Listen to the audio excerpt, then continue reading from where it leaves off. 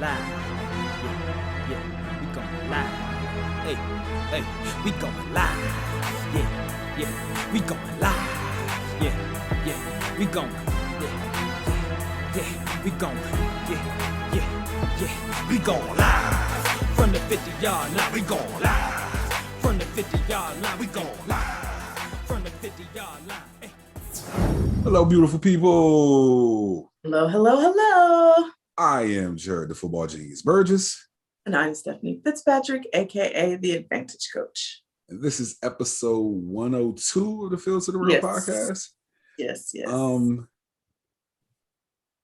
We took a week off, and this Feel is not like riding a bike. Feel a little weird, right? Right. It's like, wait, hold on. Wait, yeah, feel a little weird. Yep. No, we got it. We back on together. Yeah, we back at it. Yeah. We apologize to you guys for our week off. It was much needed by Stephanie and myself. Yeah. We got us a much needed little piece of rest, but we back at it. Of course.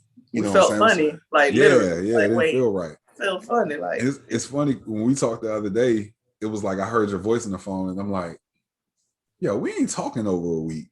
Yeah. Let's not do this no more. Yeah. Now, obviously, right. we text all the time. Right. But like actually being on the phone and hearing your voice, I was like, we can't do that. No more, right? Yeah. I'm actually, and I will make sure I get tested and all of that before I come there, because I know how you are. But I am hoping I could, come up there and, spend a little bit of time with you, and, we can shoot us one of those in-person pods again. Listen, we're going to do that. Last time we did it in July? Was that in July? I want to say that was July. Was it July? It was July. Like it was. Wow, that's been that long. July. Yeah, you remember I was headed up for grandma's funeral. Yeah. And but you came when you did Amazon. Oh yes. Oh yeah. So it wasn't that long ago. It was it wasn't that. I'm like July. Like it's been that long. Like no. Yeah, I'm tripping. That was like October. Yeah. Okay. Yeah, it was cold outside when you came to laugh. Like, okay. I just skipped the whole time. Right. Man. Yep, because we came. Yeah. We ended up coming up on a Thursday. Mm-hmm. And then I came straight over there to you. Mm-hmm.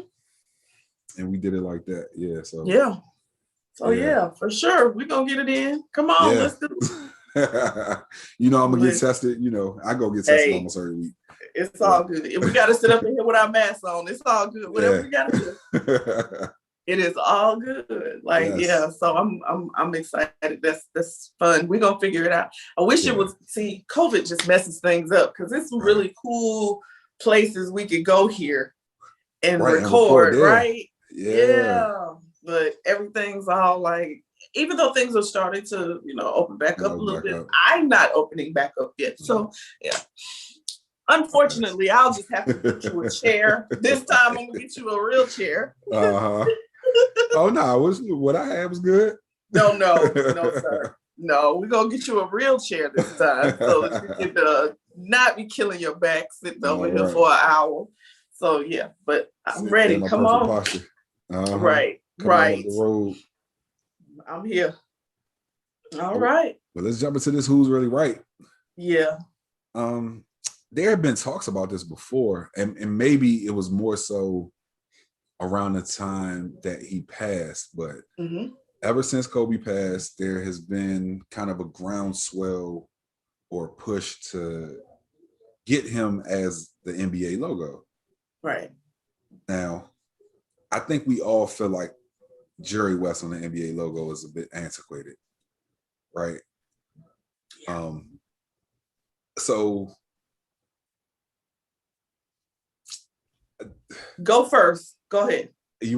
I know. Go ahead, because I feel it. Just go ahead. Go first. Okay.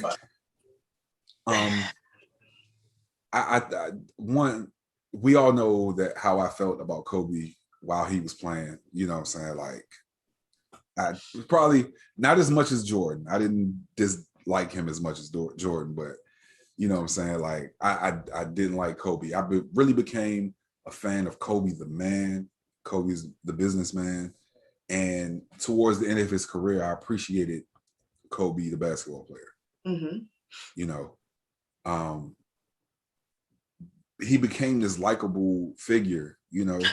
Because he wasn't before, right? He wasn't before, you know what I'm saying? Especially like, you know, growing up in DC and rooting for the Wizards, like, right. It's one of those things where it's like you pledge your allegiance to your home team, and it's like you'll acknowledge the greatness of the other great players in the league, but it's like, nah, because we were actually getting pretty good.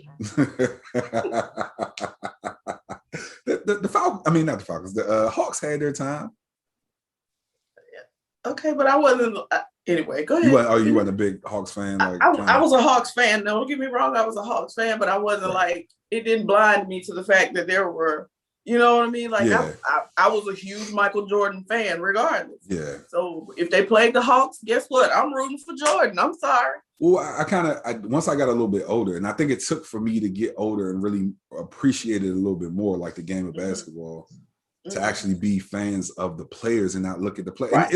It's kind of like how the NBA players talk about the game and how, like, oh, we wasn't friends, even though that's a lie. Right. You know, we weren't friends and we didn't get along and this, that, and the third. And so I kind of carried that with me, you know? Yeah. Because I felt like I was a part of that Juwan Howard team where they played against the Bulls. And I want to say took them to 6 or 7 games in the first round in 96. It might have been 7. 97, I think. It might have been 97.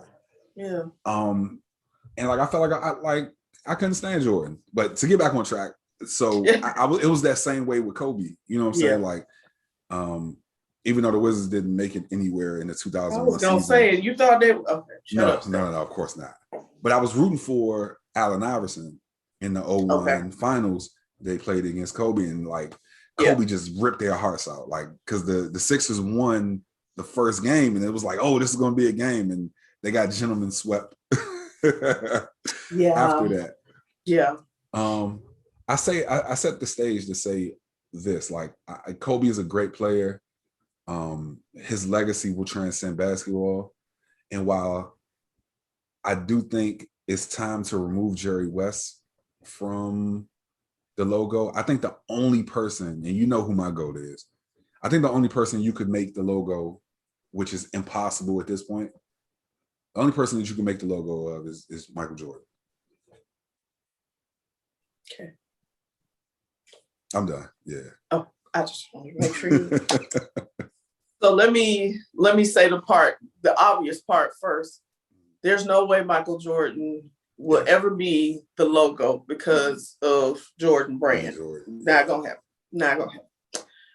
That's a nightmare waiting to happen right there. To try to figure out how you're gonna make that work. It's not gonna happen. There's no way unless Nike in the NBA did like this huge over the top partnership deal, which I honestly just don't see how it could happen. No, it's not gonna happen. It can't happen. As much as I agree with you that it should be Michael Jordan because he's the GOAT, I feel like because next best thing is Kobe, because Kobe is, I mean, I hate to put it that way, but he's no longer here, right? Yeah. And so when we start talking about greats, and I agree with you, Jerry, it's time to retire Jerry West as the logo.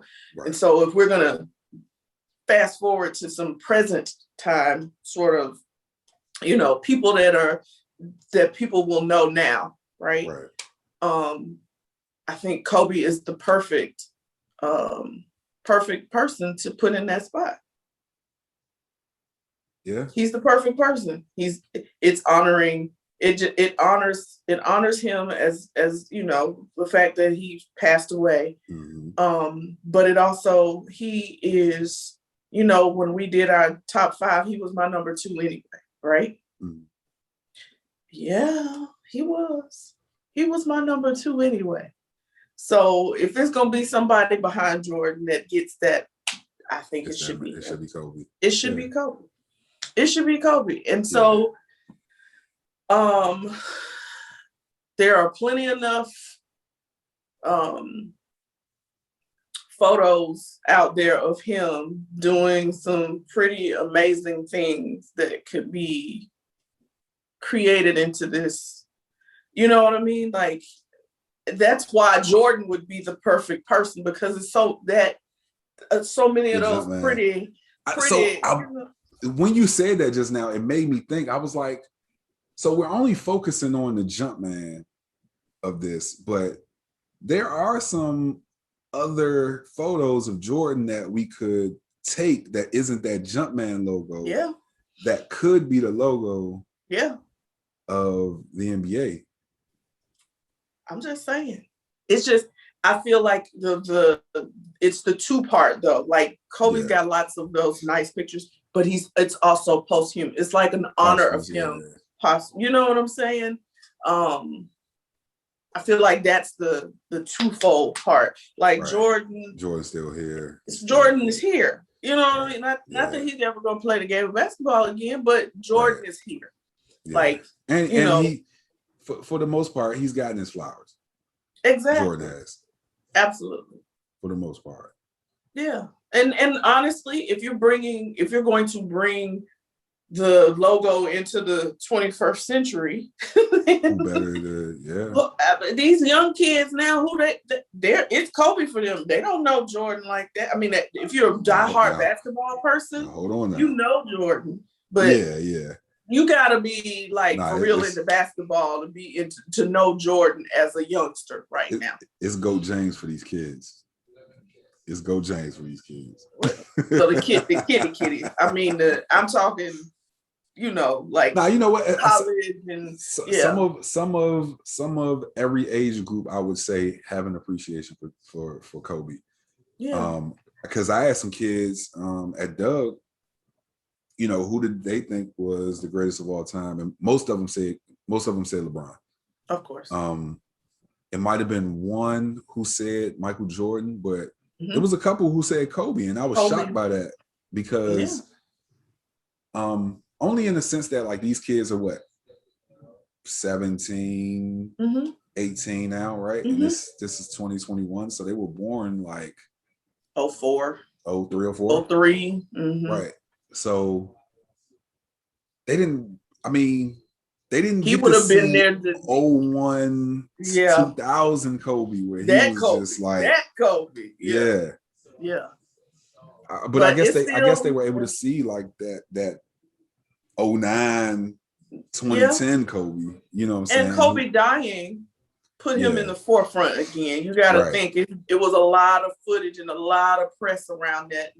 So they've gotten a chance to see him because of that. I feel like if it wasn't for, why can't I think of the name? Say The Last Dance? What's the name of the documentary with Jordan? Why can't I think of it? The Last Dance. The Last Dance. The Last Dance. If it wasn't for that, a lot of them wouldn't know him at all either. Yeah, that's true.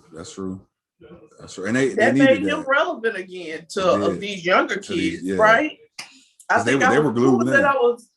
Who was it? The person, was it somebody that was on?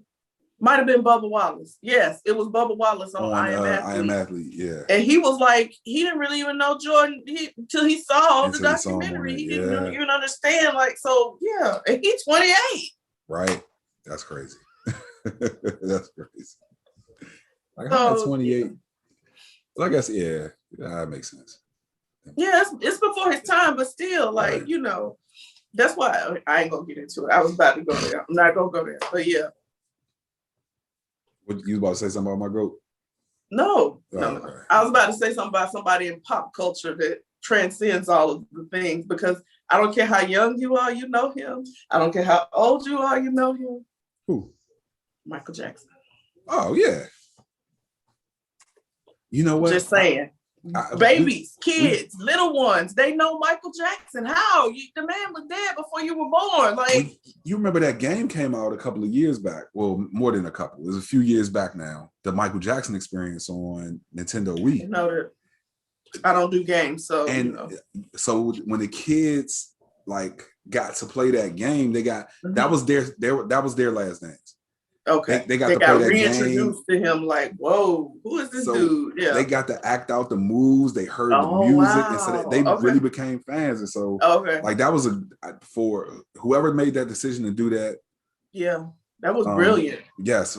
Like on his behalf, you know what I'm saying? From his estate, like that was a brilliant move. Yeah. Wow. I didn't know that. But yeah, it's that kind of thing. But so but the two factors have to be there to me.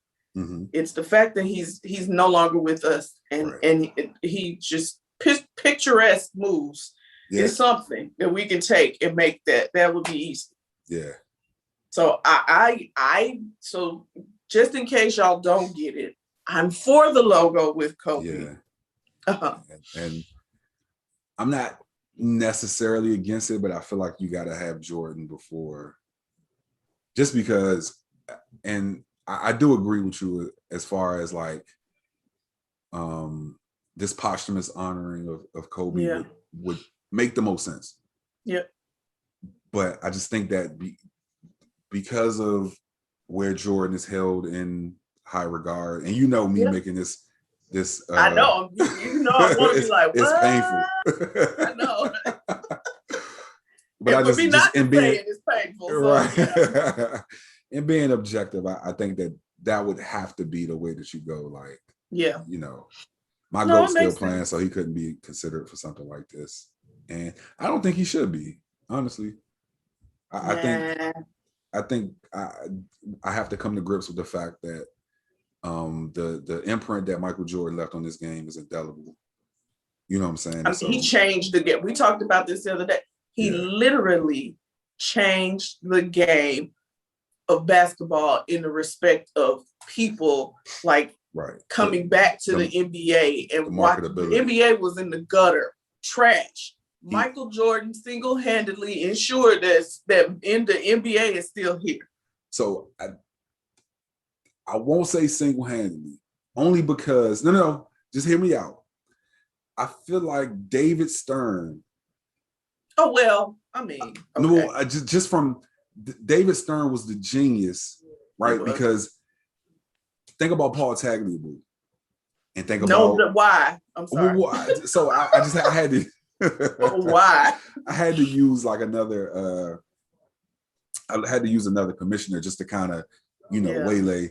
But if David Stern doesn't have the idea to say, listen, this guy's the guy, we're going to ride him into the sunset. Right. It wasn't just about Michael Jordan playing the game, because he could have played the game, still been great, because Magic was Magic. Think about, as far as like, if they had the idea to market Magic and the way that they did, I think that push would have happened sooner.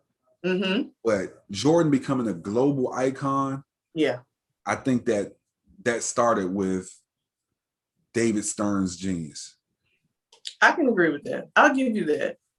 Although it still took Michael Jordan, but no, I certainly did. I mean, Michael Jordan was certainly the catalyst. Yeah. But so I get it. He was the muse David Stern needed in order to do what he did. Really push it. To really push that to the game. No, I get it. I remember the finals being on tape delay. Wow. Like I want to say, look, like you maybe made around me think 5, I had to like go 6. back and be like, what? Like, The game was played earlier in the day, and then oh my God. Now, thank God we didn't have social media, so folks didn't spoil it. Right. It would have been a wreck. Okay. Right. Yeah. All kind of opinions out there. Right. But no, you're right. So okay. Yeah. All right. So y'all tell us who's really right. Yes. Yeah. All right. I have a feeling I know what's gonna happen, but we'll see. Oh, you're gonna win. You always win. We'll see. All right. Listen, I'm tired of folks coming at my GOAT. You know what I'm saying? I'm ready to bear arms. Nah, they're just joking. But what is this? I don't even know why you got an opinion. You know I can't say his name, so you'll have to say it. So Zlatan Ibrahimovic, who is a footballer, across the pond. I was about to say, he means soccer, not football. Yeah. Soccer. Yeah. He has been critical of LeBron's social activism, right? And it's funny. I think I sent you the video. It was a Young Turks video. And thank you for the investigative stuff that they do, because they went down and they dug through a bunch of his old interviews, and it seems that Mr. Ibrahimovic he's a bit of a hypocrite. Oh, so he has some social activism himself.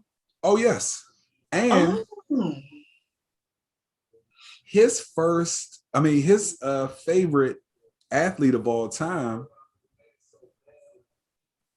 You want to guess?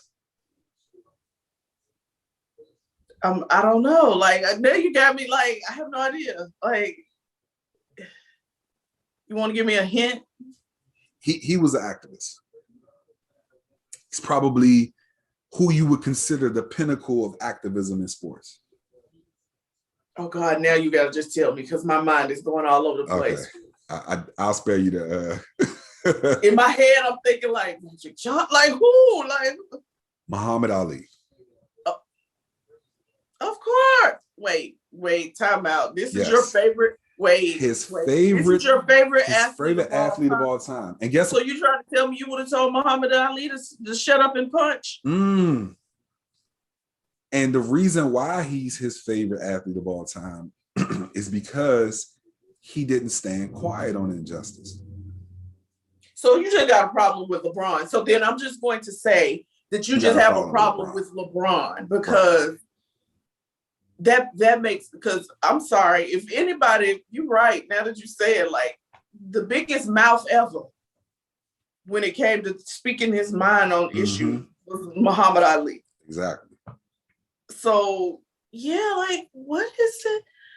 Paul Brown, like you know, I don't. He's not my favorite basketball player, but he's one of my favorite people. Right. Different. Yeah. I'm Paul Brown. Like what y'all doing? Like what is happening? What's the problem? What's wrong with this? It's too much influence. See, Muhammad Ali was a big influence for his time, but LeBron's reach is so much bigger because of social media and this international. We live in an international world now. Like there's nothing that happens here that we don't know, that happens across the pond that we don't know about, and vice versa, or all over the world. And so his reach is so much bigger. So I don't know, maybe he's squashing your time. Like what is it? What's the problem? Because he's getting the likes over there too. What is it? I don't understand it. And it's unfortunate because you see LeBron getting it from all sides, right? And so such a gentleman about it. I just love it. Yeah. And his response was perfect. Like it wasn't even like I'm not even addressing you, Ibrahimovic. Right. It wasn't no clap back. He just said what he had to say. I'm addressing all people, like, you know what I'm saying? Like, yeah. On a hold on. Mm-hmm. Hey, bro, but he's ducking shots from. You got him ducking shots from Kyrie from earlier in the year, and he's ducking shots from. He's ducking shots from this guy Ibrahimovic, and he's ducking shots for what he said about China. He's like, I don't know much about it. I can say I don't know, and I don't know gets criticism. You know what I'm saying? And so, like. It's a mess. I mean, but you know what? The thing is, God equips us for what it is that we're able to handle. And I think he made him into an individual who could handle what's happening. All of it. He's able to take these punches and turn the other cheek and keep it moving. And keep moving. Keep moving, because he's what I always like. This is the thing I've been like, literally, it feels like preaching to just about every client I've talked to in the last 2 weeks is be unapologetically you. Yeah. He is unapologetically himself. You know what? And I can appreciate that because, I can imagine that it would be hard sometimes. And I even like his candor when he speaks about how he feels about some of this stuff. Like when he spoke about he's how vulnerable, he's open. All of that is. That's why I say I love LeBron the person. Right. Like he is an amazing man. He really is. He's an amazing man. I love it. So yeah. Yeah. Mm-hmm. So good stuff. Good stuff. Love it. All right, I love that he was like, I won't remain silent. You can say what you want. It ain't bothering me. Say what you will. All right. I mean, you can say that, but I ain't going. Yeah, that don't bother me. That won't keep deter doing me. what I do. I mean, that is somebody who said, "This is a platform that I have, and I'm going to utilize it." And which when you think about like over history, how, and I know Michael Jordan is probably the first person that comes to mind, and we talk about like someone who remained quiet, even though I think it's a bit unfair. You know what I'm saying? Even though I've said it before, it was a different time. Different time. Yeah. We've seen LeBron in so many different situations where players could have just been silent and say, well, that ain't my problem. Speak up. Mm-hmm. You know what I'm saying? Absolutely. And he won't speak about something that he doesn't know much about, that he hasn't researched, which is why I was okay with him not speaking about China. Right. And, you know, I'm sure he's been over there before. I'm sure that don't mean you know China. But exactly, that doesn't mean that you know what's going on over there. You don't know. That doesn't, Right. Like me going to visit is different than me living there. It's different. And me advocating for, you know what I'm saying? Like, I wish China well, whatever's going on over there. Like, I hope that it gets better, but you're not about to get me that ain't my thing. Nope. Like, let me talk about this injustice that's going over here in this country that affects me, that affects me personally. Right. Yes, absolutely. Yeah. For sure. Yeah, we'll see. Mm-hmm. Yeah, that's some of that shut up and dribble stuff. I need y'all to shut up and just go do what you do. Right. Shut up and mind your business. Mind your business. Pretty much. Man. Yeah. All right, let's get to this Dak Prescott deal, because I am so happy for this guy. Let's give him a round of applause right quick, because we've been advocating for this for 2 years now. Yeah. Dak bet on himself, and it paid off. Because I was worried. I ain't gonna tell no lie. I didn't know if it was gonna happen. I thought he was gonna go somewhere else and get his money. I knew that he would get his money. I mean. Yeah, he would get it, but not from them. Yeah, I just figured, I was like, okay, he's going to go to Chicago or to the Washington football team, you know. Listen, the person could dream. You can. I have a dream too. I understand. Yeah. Yeah. Oh yeah. We about to talk about him next. Yeah. But to talk about Dak's deal is worth it's 4 years, 160 million. Yep. 4 years, 160 million, 67 million due at signing. So as soon as I sign my name on the line, you got to give me a check for 67 million. But 75 million in total, that's including that 67 million in the first year. Because it's 126 million that's guaranteed out of that. 126 guaranteed. So he could never see the field again, and he's getting 126 million.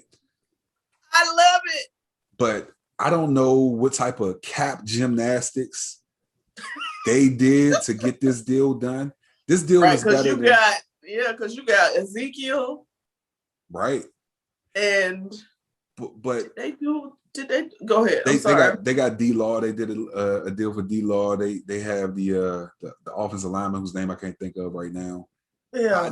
They got Amani Cooper. That's who I was trying to think of. Amari Cooper. Yeah. So they did all of those deals. I think the genius of this deal is that in year one, he's only going to count 22 million against the cap. They did that. So he's averaging, if you do the numbers, 4 years, 160 million. That's an average of $40 million a year, right, which is just a hair under what Mahomes is getting. Right. And so I I mean, I can't say enough about how proud of it I am that this he got beautiful. this done. He bet on himself, and you know, Jerry Jones went to the bank kicking and screaming to get that check, but he went and got it. Yeah, he bet him. Yeah. And there's another part of this that I think is genius that I just read, that his agent wouldn't let him sign for more than 4 years. Yes. So well, that you when remember that was when this is they said he'll be free agent at the time when his baseball salary like money out there for quarterbacks. Yes. Well, and that's because that new TV deal is going to be up around the same time. Yep. So this is the way that they did the deal, right? So it's 4 years in theory. It's 4 years in theory, but it's really a 6-year deal with the last 2 years being voidable, right? And this is what I was talking about with cap gymnastics. So those last 2 years are voidable, but what those last 2 voidable years allows them to do is to stretch the money over 6 years, even though it'll be condensed into a 4-year deal. But so, he'll get the bulk of it in that time frame. Yeah, so it's okay. Yeah. Like, yeah. So even if they were like, peace, I'm like, okay. All right, just give my money. I still got 125 coming to me. So exactly. However you slice it, you keep that 15 million. I got 125. That's right. I'm going. That's right. No, I love it. Yeah. But kudos to him. I'm so happy for him. Like he deserves it. He's been through a lot. He deserves it. Like, I'm sorry, you play for Jerry Jones. That alone should get you something. Right. So yeah, good for you, sir. Yeah. All right, let's jump to this Russell Wilson trade talks. Listen, they just really getting funky with this. I don't understand. Like, what happened? I think when we first discussed this, I don't think that we thought this was like a real thing that could happen. Like, did you feel that way? Only because you said, because when we talked about this, you were like, no, I don't think Russell really said he wanted out. Russell wanted out. He said, I want out. I don't think it was that he wanted out. I think that he wanted more control. And I think that his leverage was, well, I can get up out of here. But I don't think that he actually wanted to leave. Like, I think that he wanted a better offensive line and he wanted them to, and also he wanted like some control over the offense, because I one of the insider things was that he had a meeting, and I want to say it might have been before the Rams game. He had a meeting with the offensive staff and he suggested some stuff that they do, and they didn't really consider it or take it serious. And so when stuff gets like that, it's like, all right, you don't respect me as the leader of this franchise, and you're not listening and taking the stuff into consideration. If I was Tom Brady, right. Because if I was Tom Brady or if I was Drew Brees, you would be listening to me right now, saying, "Oh, well, we're listening because I've given you enough to see that I know what I'm talking about. I've shown you that I'm a quarterback, a leader. I can see, like, this the Peyton Manning thing, right? Like, I can see what you can't see. Right. Yeah. Well, yeah. So I don't know. Well, so I guess one question we could ask each other is, like, where do you see him going? What do you think is his and by that bright, beautiful smile I see right now, I can tell where you think he's going. No, I don't know what they would have to do a lot, but I don't know where he's going. But where I would like to see him go is to the Falcons. Okay. And for two reasons: one, football, and the other, personal. Right? Yeah. I feel like, obviously Sierra is from Atlanta. Like, it's comfortability for them there. I'm sure they spend time in Atlanta. Yeah. So, it's not like he's foreign to this. It's not a city they'd be going to and nobody knows nothing. Nobody, it wouldn't be one of those situations. He would be able to be comfortably acclimated into Atlanta with no issue. And honestly, I love, how I feel about my Matt Ryan now. So this is hard for me to have this conversation, but I feel like Atlanta could use a black quarterback. I think out of every town, I think that you have to have a black quarterback in DC, and in Atlanta. Mm-hmm. I think out of the two places in the league where you have to have a black quarterback, like those are the only two places that have been considered chocolate city. Yeah. So you got to have a black quarterback in both of those places. Mm-hmm. Mm-hmm. And that's so no diss to Matt Ryan, because Matt Ryan has played a lot of good football. Exactly. No, I love my Matt Ryan. Yeah. Well, you know, I be trying to take shots at him all the time. I know you do, but I don't let you. Yeah. So yeah. But no, I'm saying I love Matt Ryan. And if it doesn't happen, I'm not mad. I'm just saying I feel like this is just like the perfect recipe for Russell Wilson. Yeah. You know, listen, I love you, Mike. But the last time we had a black quarterback, it didn't work out so well, right? Well, no, it worked out well for a bit, and then it just kind of all but everything people are gonna think about is the end. Yeah. So nobody's gonna think about the things that happened that were good. They're gonna and Lord. You know what? No, I can't agree with you on that, because when I tell you Mike Vick. Well, one, he had Atlanta humming, even though I wasn't even nowhere near Atlanta at that point. But yes, he did.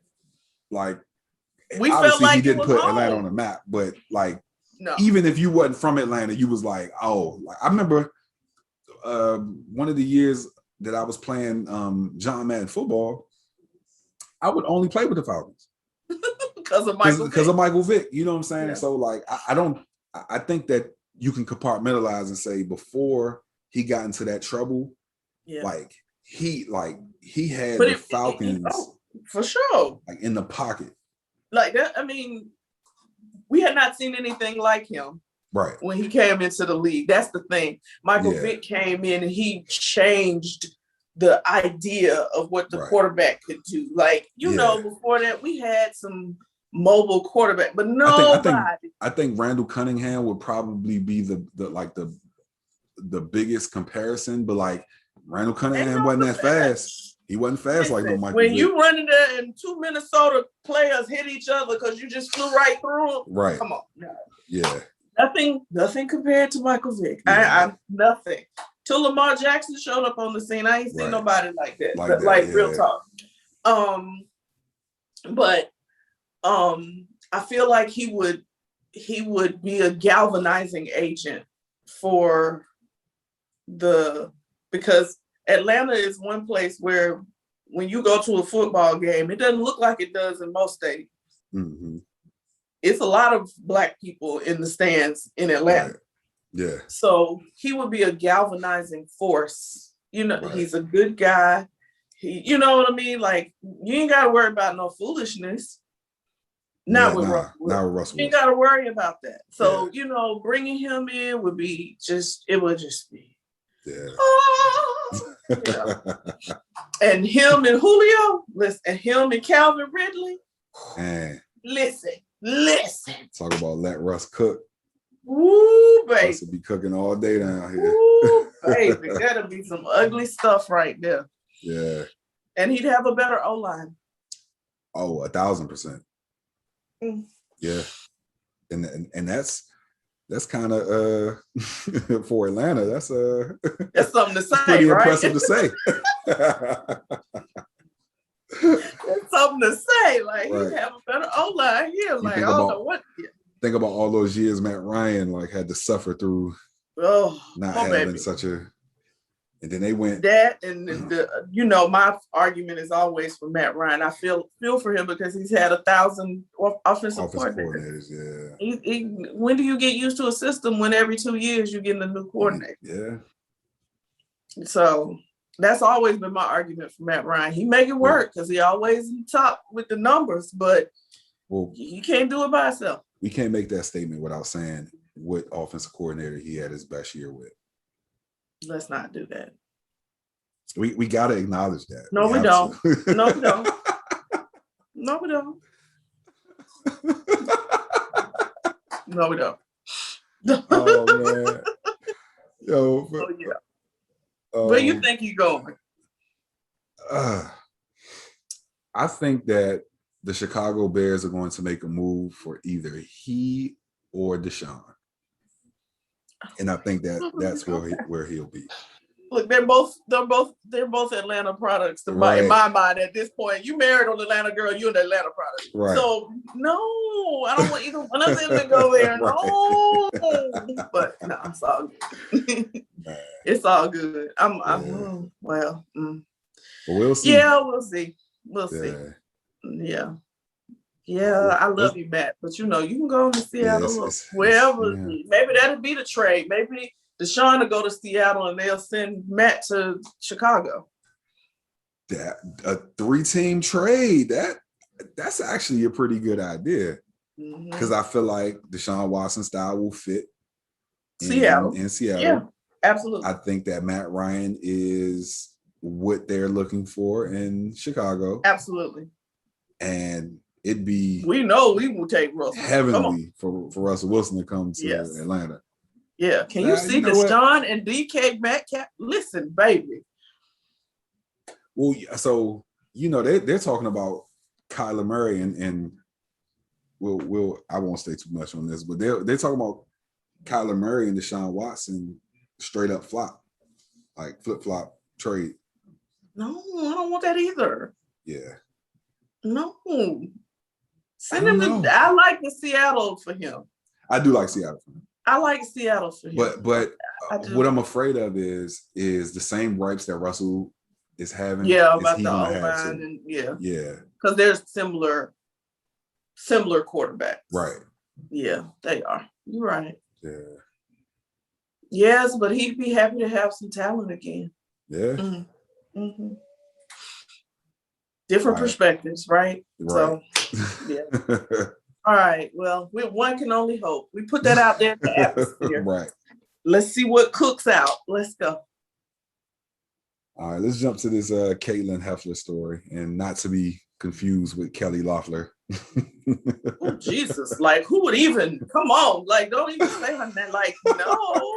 Well, she was forced to sell the team anyway, so thank God they got her up out of there. Yes. Bye. See you later. Deuces. Yeah. Yeah. Well, Katelynn Heffler of Fox Sports tweeted a question. Yeah. And she asked, do guys actually like women who know or are into sports?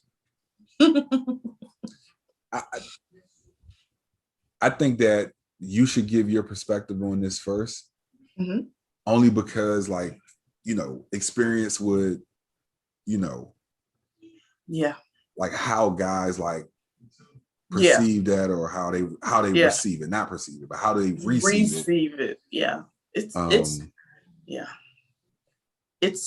touchy, because when you're a woman and you really do know sports, right? Like, sometimes I feel like they get intimidated, or there's this stigma that you should know, but you shouldn't know. Like, you know what I mean? Like, always cute that you know enough to be able to enjoy the sport, but like when you know, they're like, wait a minute, wait, what? Like, I've had many times when I've had conversations with men who have been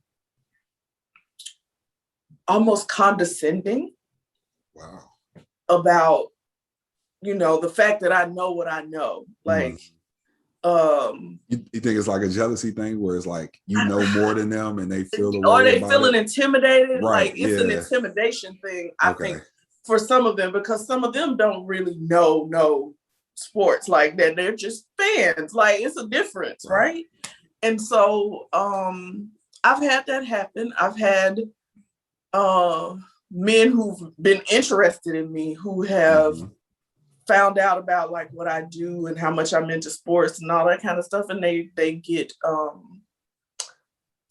don't want to say it's intimidating. I don't know that it's intimidating. I think they're just uncomfortable. Okay. Because it's not just whether I know sports, but I'm like, I do things in sports, right? So it's like when you work with athletes and like what we're doing, it's beyond just sitting down in front of the TV and being able to say, oh yeah, they just, blah, blah, blah. You can spout off stuff. But when you really are into it, I don't know that that's really as so it's less of the know and more of like the into. Yeah. Okay. Yeah, because I mean, I'm happy to say there are a lot of women who know sports. Yeah.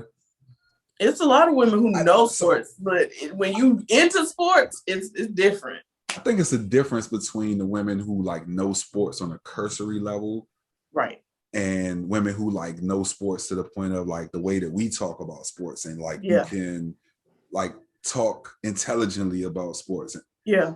And I hope that wasn't offensive to anybody, but I just mean it from the standpoint of like there's levels, right?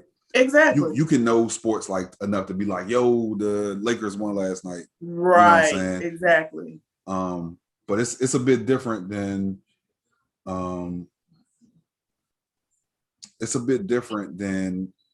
being able to say, well, the Lakers really need a rim protector because Marc Gasol isn't getting it done. And, you know what I'm saying? Like there's levels to it, you know? Yeah.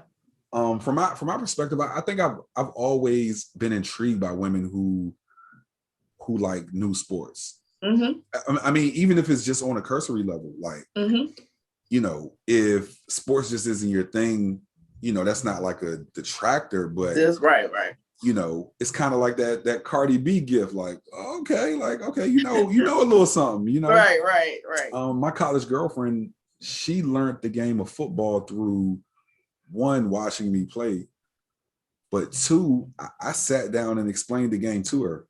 Yeah. And it was something that at the time, I don't know, I mean, I have no idea what she is, but if you were to ask her now, she probably couldn't like recall, but at the time she was very appreciative of the fact that I wasn't one of those players who watched football and would like be like, shut up, don't talk to me about a game.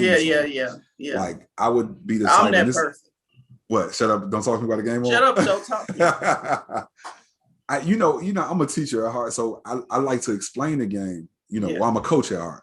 Yeah. And so, like, if something, like, I remember us watching a game and something was going on and she didn't understand, and like it was moving too fast for her or whatever. So I helped her slow the game down.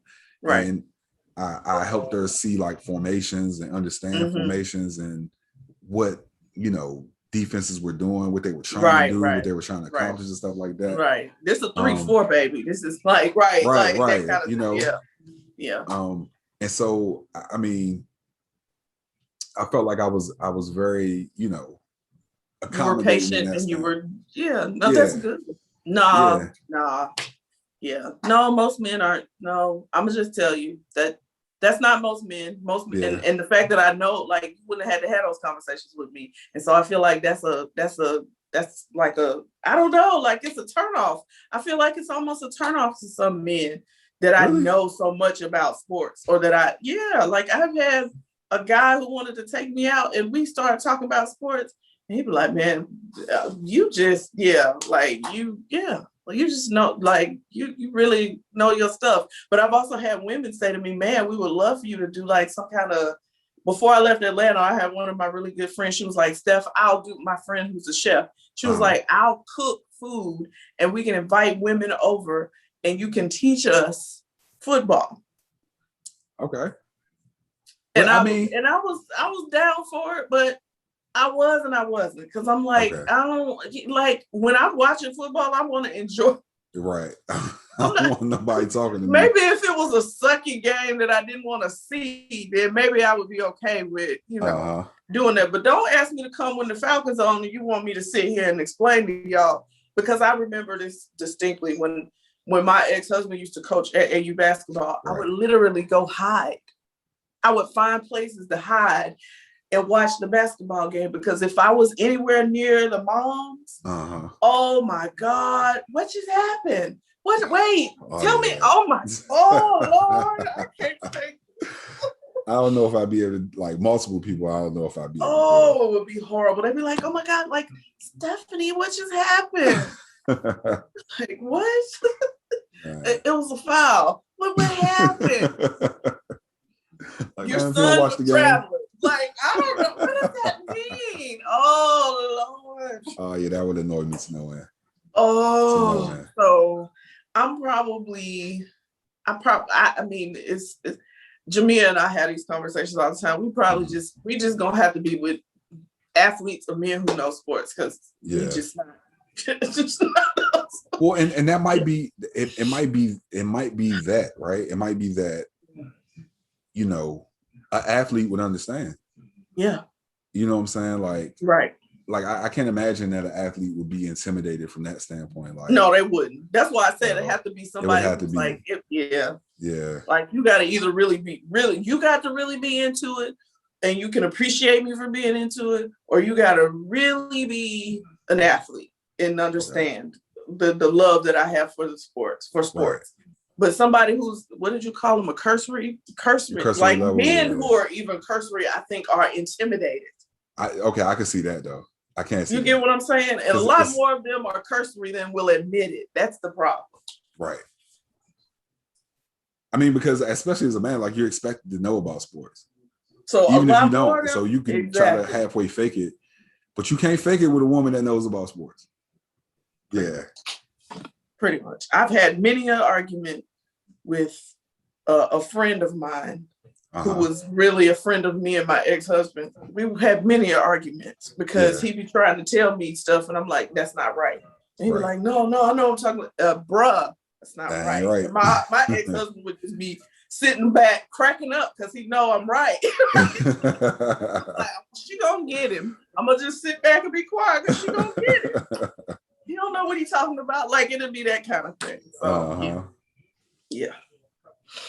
All right. Let's jump to this story about Reggie Cannon, the former FC Dallas fullback. Yeah. Now you talked to me about this story. And he's an American guy who spent some time overseas playing soccer or football. Yeah, he left. On purpose. He said, he literally I think we had this conversation a couple of months ago where I told you I don't know how long I'll be in this country.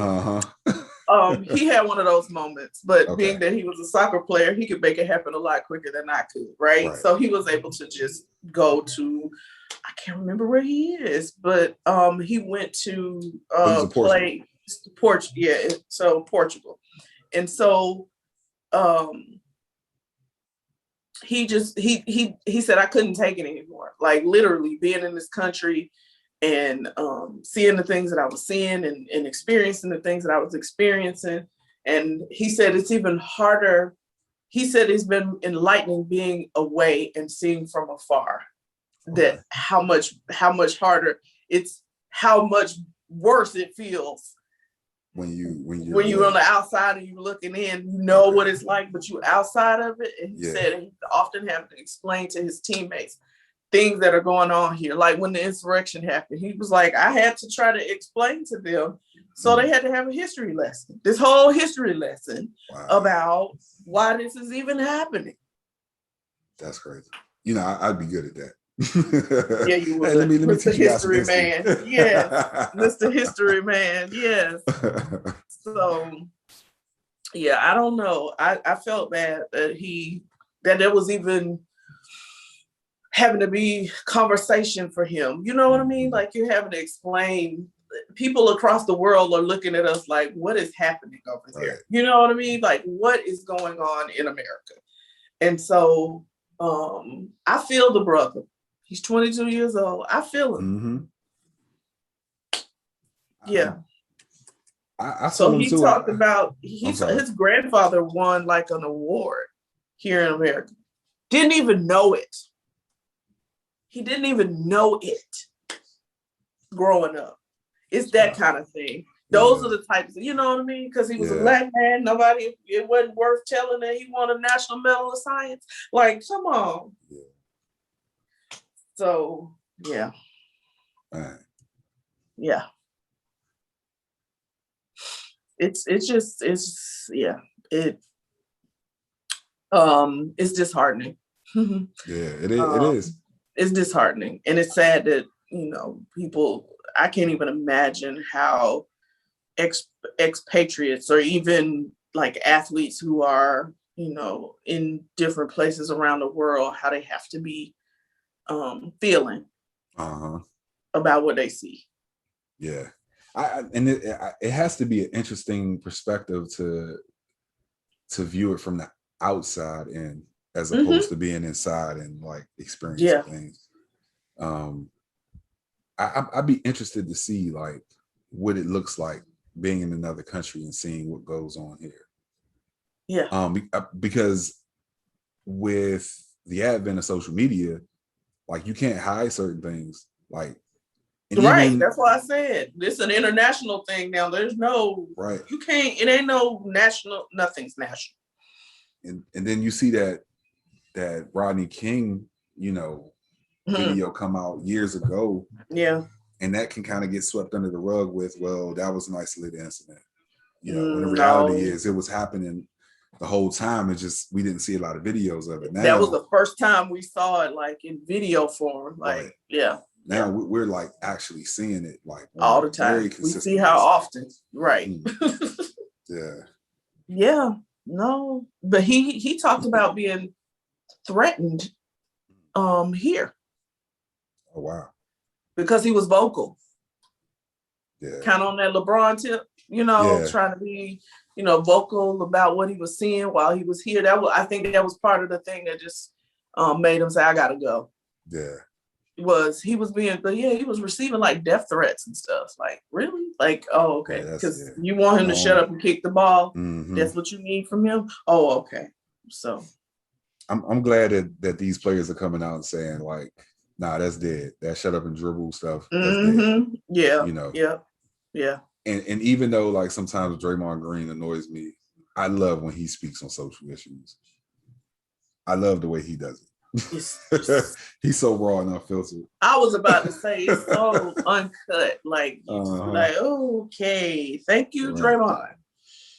Yeah.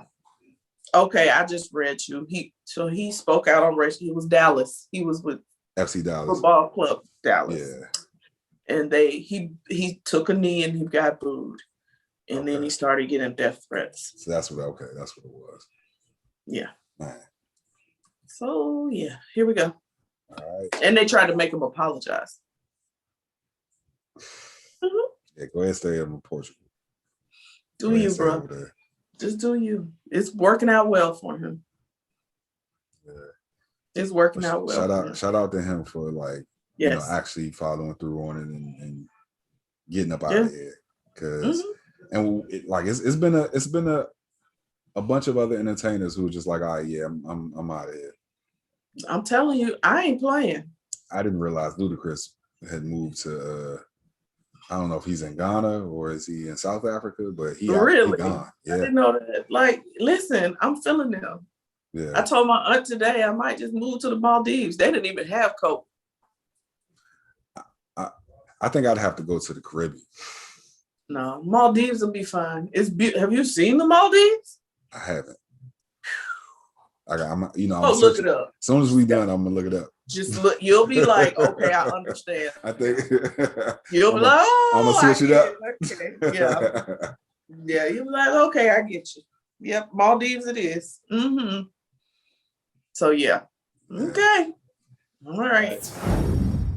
All right. Mental health moment. Yeah. This is odd for us to be doing a mental health moment about another podcast.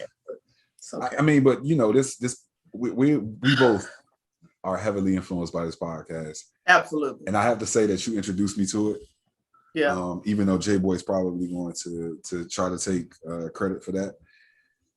You introduced me to this podcast, and it was you like continuing to say, yo, you got to go look at this. You got to go check this out. That I actually went and did it. And when I now I can't miss a week.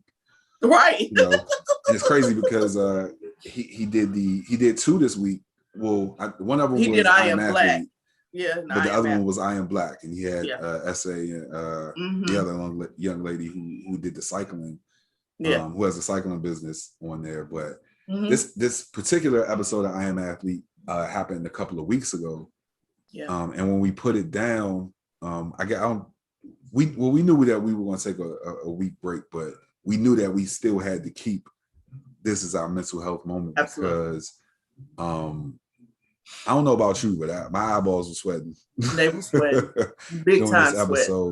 Big time sweat. Hearing these grown men you know what I'm saying, be so vulnerable and just really express their feelings about, you know, for those of you who don't watch the show or who hadn't heard, Chad Johnson lost his mom a couple of months ago. I want to say it was right before the Super Bowl.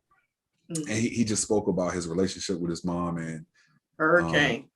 Hurricane Paula. Hurricane Paula. Yeah. And they all talked about, you know, where they were as far as mentally and with their mental health at the moment. And, you know, he said that he was at a 7. Had to do a check-in. Right. Yeah. And I just thought that was such a dope concept because, you know, a lot of the times we look at each other and we see this outward appearance and we're like, oh yeah, we're good. You know, like, oh, he's good. Like, you know, he's talking, he's laughing, he's having a good time. And we don't check to see like, yo, deep down, like, how are you doing? You know what I'm saying? Really, like, how are you? Yeah. Like, is there anything ailing you? Is there something that's been like weighing on you that, you know what I'm saying, you've just been reluctant to talk about? And so to see the way, and I love Brandon Marshall as like a moderator, like host. Even though he interrupts. He interrupts all the time.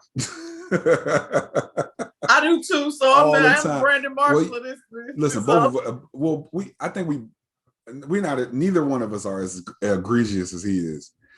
And then when it's time for him to be interrupted, he's like not going for it. Oh no, hold on, bro. Let me get this out. Hold on, bro. Right. Like, Because Channing Crowder had to get on him in his tight pants the other day. He is so inappropriate. He is. No filter. Channing Crowder has no filter. At all. But I love it. It wouldn't be the show if it wasn't him being him. So right. No, but it was really refreshing. Yeah. From women are, I'm not being sexist, I hope, when I say this.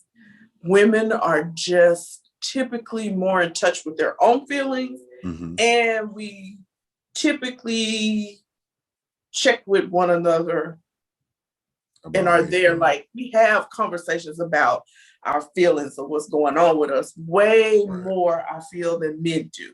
And so, and especially when you add on it not just being a male, but being a male athlete who always hear "suck it up," or that the machismo that they talked about, like that whole "you got to be tough all the time because you're an athlete" thing.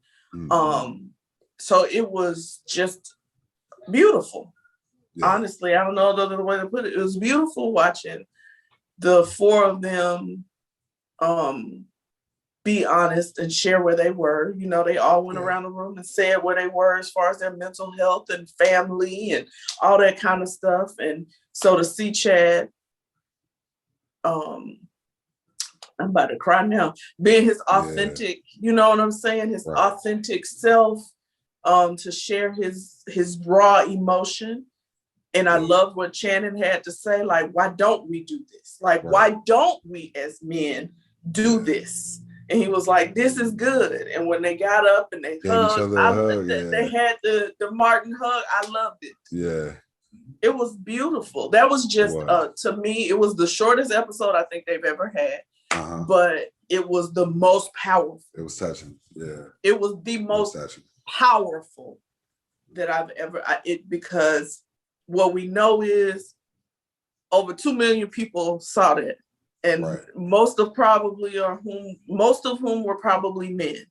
And I hope that watching 4 very tough football players be in that space of vulnerability and that even that hugging, I hope that had an impact on somebody's life. Right. Yeah. To say, well, who is my tribe? Who do I check in with? Right. Get you a tribe. I'm gonna say this: men, women, I don't care who it is. Get you a tribe. You gotta have somebody or somebodies that you check in with. Right. And that you can be honest about how you feel. Not because I feel like our society has created this facade world Right. Because with social media, so people feel like they have to be this facade all the time, and that. Thank you, Jesus. That ain't never been me. I don't know how to do that. Mm-hmm. I'm just gonna be me. Like it, don't. It's okay. Yeah. But there are so many people who put that up, and it's tiring. I don't even know how people do it. I don't do it, but I can see that it just has to be tiring. Like what? You know, and I've been there. You know what I'm saying? It is tiring. You know what I'm saying? It's exhausting. It's a lonely feeling. You know what I'm saying? You know, I probably haven't spoke about it on here, but like just being in a place of going through depression and you know, abusing alcohol, abusing opioids, you know what I'm saying? And you know, crying out for help, but like not crying out to not anybody. Really crying out. Not like, really crying out, you know what I'm saying? Somebody gotta just pay real good attention to see. Hey, look, And shout out to my brothers, you know what I'm saying, Dirk and Twan, who they saw what was up, you know what I'm saying, and they kind of like, hey, like what's up with you? You know what I'm saying? Like what's going on with you? Right. And so it got to the point where it's like you can't even hide. You know what I'm saying? This thing that you're trying to put up to make it seem like you're all right, but you aren't. You know what I'm saying? Like it's folding. It's a house of cards. Yeah. You know, so. I love it. Repeat what you said. Get you a tribe. Get you a tribe. You better get you a tribe. Some people who genuinely have your best interests at heart. They really love you. Like my niece called me the other day, like, yo, I ain't talk to you. She was like, no, put your face on this camera. I don't care what your hair look like. I was like, oh, okay. That was Joy? Yes. Oh, yeah, she ain't going for it. She was like, no, I ain't heard from you in a few days, ma'am. Put your face on the camera. Like, I need to speak. Yes, ma'am. But you do need people who care and love you and have your genuine best interest at heart. And they showed that. I think it was real evident that that's how they feel about one another. And it was just beautiful to see. So kudos to them. We always shouting y'all out. Because it's I think it's an amazing podcast. And so kudos to them. Yeah. Absolutely. All right, feel good final thought. Yeah. Brehanna Daniels. Listen. During Women's Month. Yes. First Black woman to join the NASCAR pit crew. Yeah. Like tire changer. When I first saw this, you know how I'm naturally an optimistic person. But when I first saw this, you know how your mind like tends to jump into that, like, yo, we still experiencing first. Yeah. But I thought about that episode we did with Stephanie, and the name of the episode was Celebrate the Wins. That's right. So forget that this is the first. Celebrate that the win. You know what I'm saying? This win. That's right. We have a Black woman now that's a part of a NASCAR pit crew, and that's so dope. Absolutely. Listen, because I don't know how. So it was really enlightening for me, even with Bubba Wallace. Again, back to I Am Athlete, having Bubba Wallace on I Am Athlete this past week, and his conversation. Like, this woman had to beat out dudes who probably play football. Yeah. Right. Because a lot of times we know somebody. We know Coach Pat. NASCAR. Yeah. He was in NASCAR because a lot of them, when they leave, when they get out of college, or that's somewhere they can go. They can go and be on these pit crews because they're strong and they can move fast. And you know, Bubba said 11 seconds to get all the ties. Whoa, you know, so that you got to be pretty athletic or strong to do that. So a lot of the people who are on the pit crews are ex-athletes, and so. For her to beat out, we're not gonna skip over the fact that she beat out some athletes probably to be in this situation and in this place. And so cool. I'm just mad, proud of her for this. This is amazing. Yeah. Not only is NASCAR such it's a white man dominated sport, but so then so she breaking barriers on two levels. On top of barriers, yeah. Love it. Yeah. Love kudos it. to her. Yes. Kudos to her, and kudos to the decision makers. You know, absolutely, absolutely. She was, and hopefully she was the best. Yeah, she was the best. That's right. That's why you brought her on, not because she's a woman and she Black, but she was the best. Right. So that you wouldn't allow the status quo to make you not choose her. Right. Yes. So yeah, I'm sorry, I didn't mean to cut you off. No, you okay? Mm-hmm. No, that was it. So I mean, she was an athlete. I didn't. She played point guard for Norfolk State. Oh, I did read that. Yes. Now so I remember that I knew that she was an athlete. I couldn't remember where she played. It just as soon as you said that, it clicked.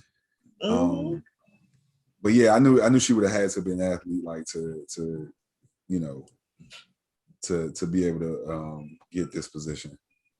Yeah, no, this is funny. I have to read this. She said, I was sitting in the cafeteria, mid-bite of my Chick-fil-A sandwich when my friend from the school's athletic department, Tiffany, tapped me on the shoulder and said, hey, NASCAR is holding trials for their pit crews on Wednesday. You should go. Daniels, now 27, said, I looked at her and said, girl, I don't even watch NASCAR. Oh, man. She thinks God urged her to go. Yeah. Love it. Love it. Shout out to her. Yes. Her pretty self. She's a pretty girl too. Did I see a picture of her? She's a pretty girl. I had to pull it up. Pretty girl. That matters, but yeah, just saying. You know, people would try to say, "Oh, she's probably," no. Yeah. Yeah. No. So yeah. All right, we at the end of another one. Yeah. 102. Yeah. Oh, what you watching? Oh, what am I watching? I am watching Hip Hop Uncensored. And I'm actually going to finish the first episode tonight because Big U and Bimmy Anthony, which if none of those names ring a bell to you, Big U was actually Nipsey Hussle's manager when he first kind of started music in the mid 2000s. And Bimmy Anthony is Waka Flocka's uncle, or Deb Anthony's brother, who is Waka Flocka's mother. I don't know. I'm like, who are these people? Yeah, they did, documentaries with some guys in the entertainment industry. And I'm very interested in seeing Waka Flocka's mother's story. Because as far as music managers go, she's like top notch. And I know this name will ring out to you, but she used to be Nicki Minaj's manager. And I believe she also spent time as Gucci Mane's manager. All right. Yeah. I'm gonna be quiet. I was about to say something. Yeah. Okay. Gucci Mane from over there where you from? Yeah.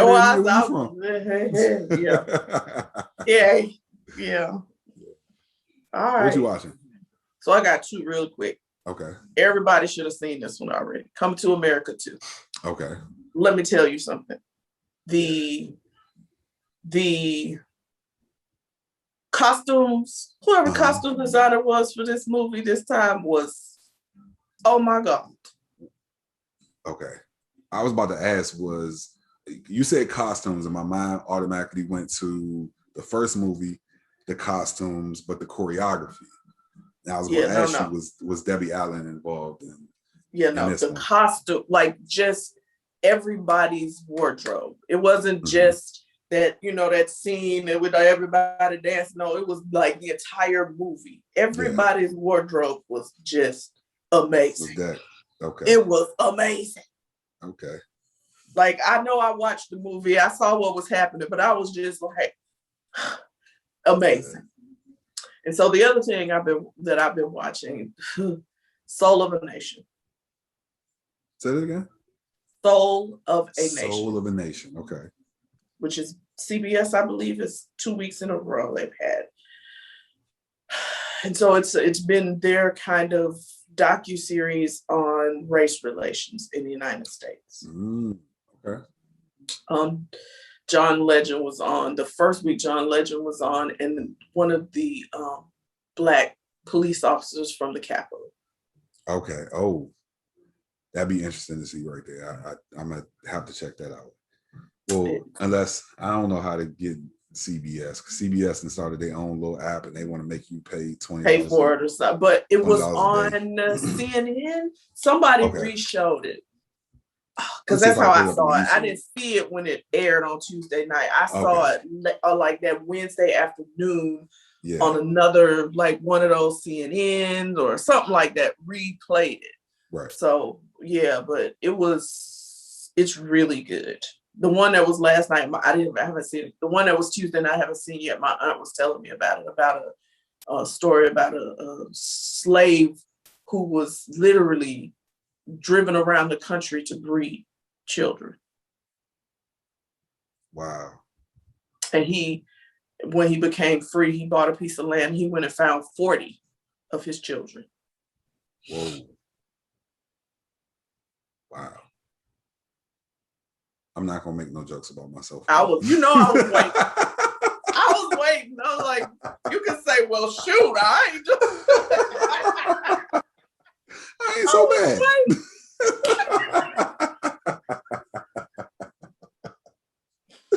Oh God. Yeah. So but so those are the two things. Okay. And you said Soul of a Nation. I'm gonna have to Soul of a Nation. I'm sure by now you probably can find it. YouTube probably it's probably on YouTube. Yeah, Soul of a Nation. You probably have to just see it in segments, but they probably have it. So it really was very good. Okay. All right. 102. Now you can say it. Yeah. 102. Yeah. We, as always, we appreciate you guys. Certainly hit us up on IG, Field2 The Real Podcast. If you want to send us an email, Field2 The Real Podcast @gmail.com. On Twitter, Field2 The Real P1. Please go to our YouTube channel, Field2 The Real Podcast. Like, share, subscribe, comment, like. And check out our Facebook page. Now, our Facebook page is primarily is what links you to our YouTube page. And our IG. Yeah. But yes, just check us out. You know what I'm saying? We appreciate those of you who continue on a weekly basis to listen to us and interact with us. So we truly appreciate that. We love you guys. We out. Peace. I ain't gonna do it. Peace. Why? You know what been happening with my fingers lately. No, go ahead. Let me see. I'm gonna put it real close. You got to put it up real close. Finger disappeared. Are you giving the audience the? That is not what I'm trying to do. Flipping them the bird. Nah, we out, y'all. Now put the cameras on me. Put the cameras on me. Put the cameras on me. Put the cameras on me. Put the cameras on me. Put the cameras on me. Put the cameras on me.